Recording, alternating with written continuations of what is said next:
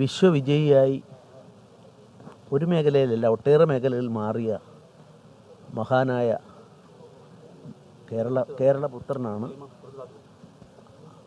അങ്ങനൊരു ബഹുമതി അവകാശപ്പെടാൻ എൻ്റെ വിനീതമായ വിലയിരുത്തലിൽ മറ്റൊരാളെ ഉണ്ടായിട്ടില്ല എന്ന് തന്നെ ഞാൻ പറയാൻ ആഗ്രഹിക്കുന്നു. കാരണം മർക്കേഴ്സിൻ്റെ വാസ്തവത്തിൽ നോബൽ സമ്മാനം കിട്ടിയ രണ്ട് പേര്, മർക്കേഴ്സും ഹെസയും, മുണ്ടട്ടിൻ്റെ കൊച്ചുമകനും, ഈ രണ്ടു പേരുടെയും ശൈലികളെ അദ്ദേഹം സ്വീകരിച്ചു എന്ന് മാത്രമല്ല അതിന് തുല്യമായി കടന്നെത്താൻ സാധിച്ചു. ഇപ്പോൾ എഴുത്തിനെ പറ്റി പറയുമ്പോൾ തന്നെ ആൾക്കൂട്ടത്തിൽ തനിയെ എന്നുള്ളത് മർക്കേഴ്സിൻ്റെയാണ്. മർക്കേഴ്സിൻ്റെ അത് എന്നോട് പലപ്പോഴും നമ്മൾ സംസാരിക്കാറുണ്ട്. വലിയൊരു ഒരു ആരാധനാ മനോഭാവത്തോടെ അദ്ദേഹം കണ്ട അപൂർവം ഗത്തിയുള്ള ഒരാളായിരുന്നു. അങ്ങനെയാണ് ആൾക്കൂട്ടത്തിൽ അദ്ദേഹം തന്നെ പറയുന്നത്, ഞാൻ എഴുതുമ്പം എൻ്റെ മുമ്പിൽ എഡിറ്ററില്ല, അനുവാചകരില്ല, എഴുതാതിരിക്കാൻ വയ്യാത്തതുകൊണ്ട് ആ എഴുതുമ്പം ആൾക്കൂട്ടത്തിൻ്റെ ആരവങ്ങൾക്കിടയിൽ നിന്നുകൊണ്ട് എഴുതാനാണ് എനിക്ക് താല്പര്യമെന്ന് പറഞ്ഞ ഇത്രയും സമഗ്രതയിൽ സാഹിത്യത്തെ മുഴുവൻ സാംശീകരിക്കുകയും അതിനുശേഷം അദ്ദേഹത്തിൻ്റെ സവിശേഷതയായി മുഴച്ചു നിൽക്കുന്നത് എന്തിനോടുമുള്ള സാമൂഹ്യ ജീവിതത്തിലുള്ള പ്രതിബദ്ധതയാണ്. അദ്ദേഹത്തിൻ്റെ മൗനം തന്നെ ഏറ്റവും വാചാലമാണ്. മൗനത്തിനൊരു വ്യാഖ്യാനം നൽകാൻ ശ്രമിച്ചാൽ അതിൽ ഏറ്റവും കൂടുതൽ നമുക്ക് ആശ്രയിക്കാവുന്ന ഒരു വ്യക്തിത്വം അദ്ദേഹത്തിൻ്റെയാണ്. അദ്ദേഹത്തിൻ്റെ മൗനത്തിന് ഒരുപാട് അർത്ഥതലങ്ങളുണ്ടായിരുന്നു. ഇത് എന്നെ സംബന്ധിച്ചിടത്തോളം എൻ്റെ 2 പതിറ്റാണ്ടുകൾക്ക് മുമ്പ് കാലദാനം എന്നൊരു കവിതാ സമാഹാരം ഞാൻ എഴുതി. എനിക്ക് അദ്ദേഹത്തിന് കൊടുക്കാൻ വാസ്തവത്തിൽ അദ്ദേഹം എപ്പോഴും വൃത്തത്തെ ഉൾക്കൊണ്ടുകൊണ്ടുള്ള അക്കിത്തത്തിനോടൊപ്പം വൃത്തത്തിൽ കൂടെ കവിതകളെ കാണുന്ന ആളായിരുന്നു.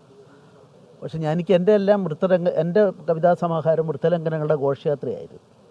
പക്ഷെ ഞാൻ ഇങ്ങനെ പറഞ്ഞിട്ട് കൊടുത്തപ്പം അത് എഴുതുന്ന അവതാരികയാണ് എൻ്റെ ജീവിതത്തിലെ ഏറ്റവും വലിയ പ്രചോദനം. എന്തെങ്കിലും ഞാൻ എഴുതിയിട്ടുണ്ടെങ്കിൽ അതിൻ്റെ പ്രചോദനം അദ്ദേഹമാണ് എന്ന് കരുതുന്നു. എന്നോടൊരു വാത്സല്യമായിരുന്നു.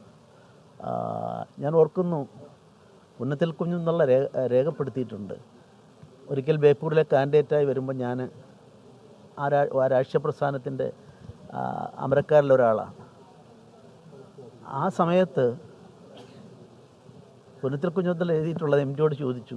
എം ഡി പറഞ്ഞു, നിങ്ങൾ ആ പാർട്ടിയിലേക്ക് പോകുന്നതിനൊന്നും എനിക്ക് യോജിപ്പില്ല, പക്ഷെ അതിൽ ഇങ്ങനെ ഒരാളെ എന്ന് പറഞ്ഞ് എൻ്റെ പേരെടുത്ത് പറഞ്ഞിട്ട് നല്ലവനായ ഒരു മനുഷ്യനുണ്ട് അതിൽ എന്ന് പറഞ്ഞത്. അതുപോലുള്ള ഒരുപാട് കാര്യങ്ങൾ വ്യക്തിപരമായി എൻ്റെ പിന്നൊരു പുസ്തകത്തിൻ്റെ അദ്ദേഹം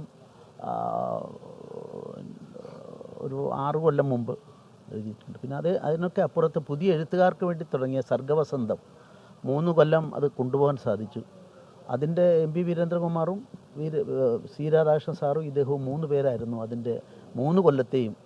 കാരണം സാമ്പത്തികമില്ലാത്ത കഴിവുള്ള ആളുകളെ എഴുതി സി കെ മേനോനായിരുന്നു അതിൻ്റെ സാമ്പത്തികം ചിലവാക്കിയിരുന്നു. അതിൽ എം ഡി ആയിരുന്നു. എം ഡിയുടെ ഒരു ആലപ്പുഴയിലെ ഒരു ചിത്രത്തൊഴിലാളിയുടെ കഥാസമാഹാരം അങ്ങനെ അളകാവരി വെച്ച് പുറത്തെടുക്കുമ്പം ദീപക്കൊക്കെ ഓർക്കുന്നുണ്ടാവുന്നു, ആ ആൾ പൊട്ടിക്കരഞ്ഞു കളഞ്ഞു. എം ഡിയുടെ കയ്യിൽ നിന്നും ഞങ്ങളുടെ ഈ സ്കീമിലുള്ള ബുക്ക് വാങ്ങുമ്പോൾ ഇങ്ങനെയുള്ള ഒരുപാട് അനുഭവങ്ങളുണ്ട്. നമ്മളെല്ലാം അദ്ദേഹം അങ്ങനെ ആവശ്യമില്ലാതെ വ്യക്തിപരമായുള്ള ചർച്ചകൾക്കും അതുപോലെ വിമർശനങ്ങളും, കേരളം വിവാദങ്ങളും അപവാദങ്ങളും നല്ലോണം തടിച്ചുപെട്ടിരുന്ന നാടാണ്. പക്ഷെ അതിലൊന്നും പെടാതെ ഫൈറ്റ് ചെയ്യുന്നു. അതേസമയത്ത് ലീഗലായിട്ട് ഫൈറ്റ് ചെയ്യേണ്ട രംഗത്ത് വന്നപ്പോൾ അദ്ദേഹം മാറി നിന്നിട്ടുമില്ല. ഫൈറ്റിൻ്റെ വന്ന സാഹചര്യം ഞാൻ അതിലേക്കൊന്നും കടക്കുന്നില്ല. അപ്പോൾ ഒരു സമഗ്രതയിൽ അദ്ദേഹത്തെ ദർശിക്കുക ഒരു കാലഘട്ടത്തിൽ എനിക്ക് തോന്നുന്നു ഇത്തരത്തിൽ സാഹിത്യം മാത്രമല്ലല്ലോ, അദ്ദേഹത്തിൻ്റെ സംബന്ധിച്ചിടത്തോളം സിനിമാ മേഖലയുണ്ട്. അതിനേക്കാളൊക്കെ അപ്പുറത്ത് അദ്ദേഹം നല്ലൊരു സാഹിത്യത്തിൽ തന്നെ നമ്മൾ അദ്ദേഹത്തിൻ്റെ നോവലുകളും കഥകളുമാണ് പറയാറുള്ളത്. പക്ഷെ അദ്ദേഹത്തിൻ്റെ സമാഹാരങ്ങൾ നോക്കിയാൽ തന്നെ ആനുകാലികമായി ഏത് സാഹിത്യത്തിലേക്ക് ഏത് ചോദ്യത്തിനുള്ള ഉത്തരം അവിടെയുണ്ട്.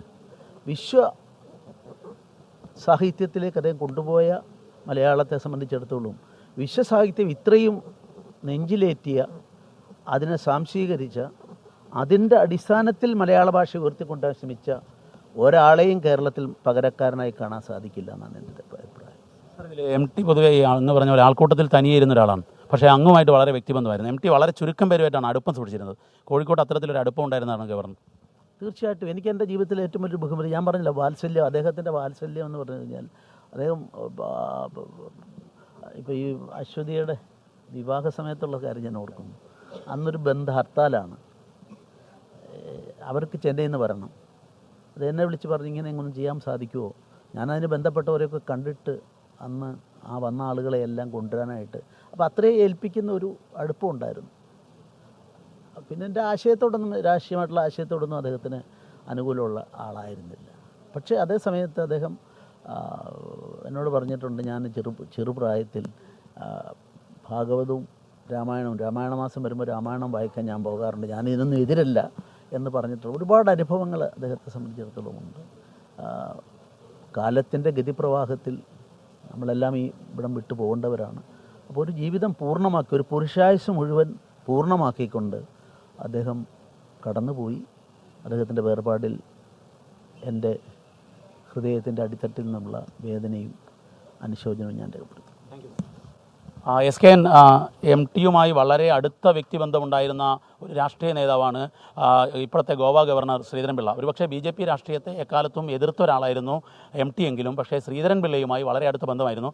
അദ്ദേഹം ആ വ്യക്തിപരമായ അടുപ്പത്തെക്കുറിച്ചാണ് കൂടുതൽ സംസാരിച്ചത്. കാരണം അശ്വതിയുടെ മകളുടെ വിവാഹ സമയത്ത്, ഒരു ഹർത്താൽ സമയത്ത്, ആ ഹർത്താൽ സമയത്ത് ഇളവ് ലഭിക്കാൻ പോലും ശ്രീധരൻപിള്ളയോട് പറയുന്ന ഒരു വ്യക്തിബന്ധം ഉണ്ടായിരുന്നു. മറ്റൊന്ന്, എഴുത്തിൻ്റെ കാര്യത്തിലും അദ്ദേഹത്തെ പ്രോത്സാഹിപ്പിച്ചിരുന്നു. അതായത് ശ്രീധരൻപിള്ള നിരവധി 50-ലേറെ പുസ്തകം എഴുതിയാണ്. അദ്ദേഹത്തിൻ്റെ എഴുത്തിൻ്റെ മേഖലയിലേക്ക് അദ്ദേഹത്തെ പ്രോത്സാഹിപ്പിച്ചതും MT വാസുദേവൻ നായർ ആണ് എന്നുള്ളതാണ് ഇപ്പോൾ ഗോവ ഗവർണർ ശ്രീധരൻപിള്ള പറയുന്നത്. SKN.